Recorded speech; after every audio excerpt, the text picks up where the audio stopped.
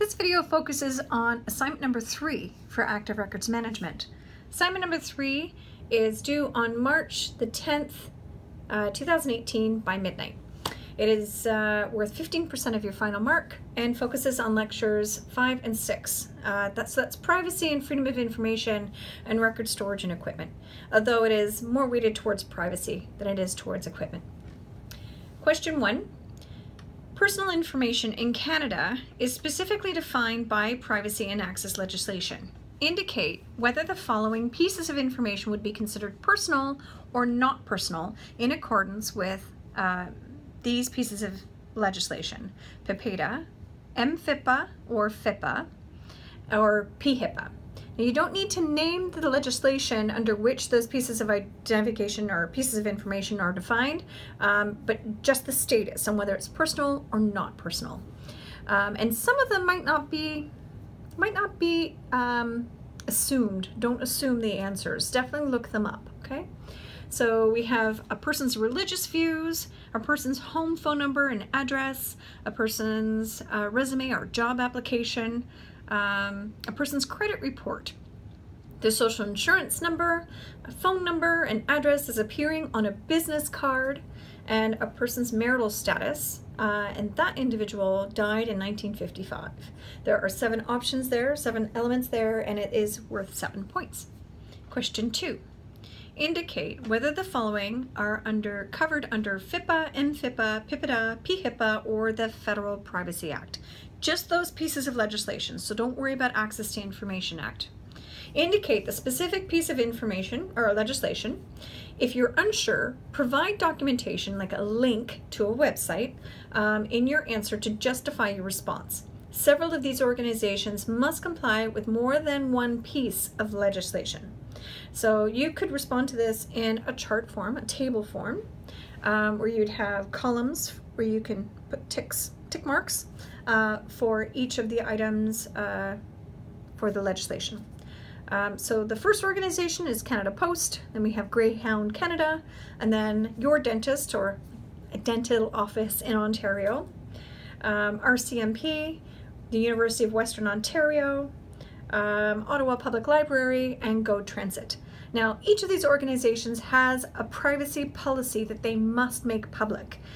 So have a look for those privacy policies, but be warned that organizations such as Canada Post will also post privacy requirements for clients. So it's not their privacy requirements, it's for their clients.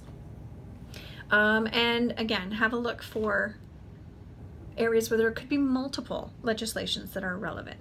If you run into trouble, give me a shout, okay? This one is out of 7 points, 7 organizations, 7 points. Question 3, explain how the records management model, for example, such as centralized records management, decentralized records management, and the hybrid records management model, affects the storage and equipment necessary to manage active records. Response should include an explanation of the records management model and provide a detailed discussion. 10 points. So I'm looking essentially at 5 points for the description of the models, of the explanation, and 5 points for how it affects storage and equipment. Okay? Again, you could do this as a table, or you can do this in separate paragraphs. So 1 paragraph for each model, or you could do 1 column with the models in it, with the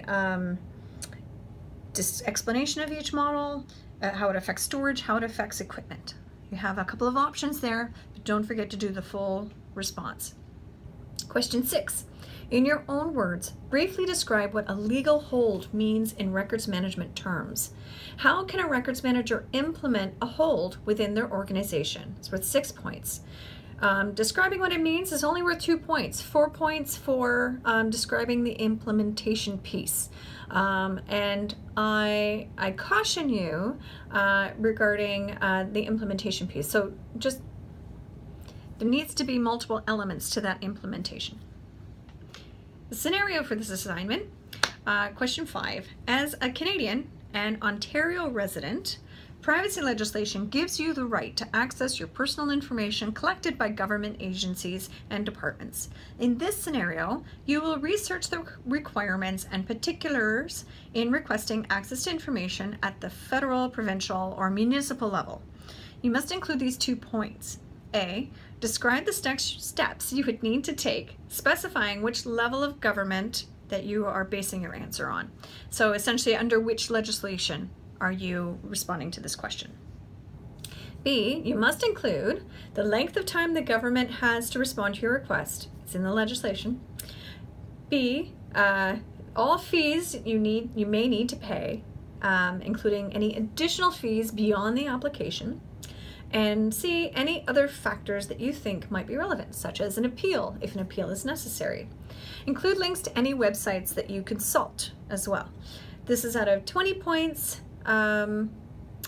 You can also have a look at the resources available to you on the Information and Privacy Commissioner of Ontario website. There's lots of information available there, and some of it will point specifically to the legislation, the different pieces of legislation, mostly on the provincial level because it's of Ontario, but we'll give you the answers that you may be looking for. The total is out of 50, but it's 15% of your final mark. Again, 75% of this is down to your original content, your logic, internal consistency, but 25% will be due to your communication. So spelling, grammar, it all counts. Good luck on the assignment. If you need a hand, let me know.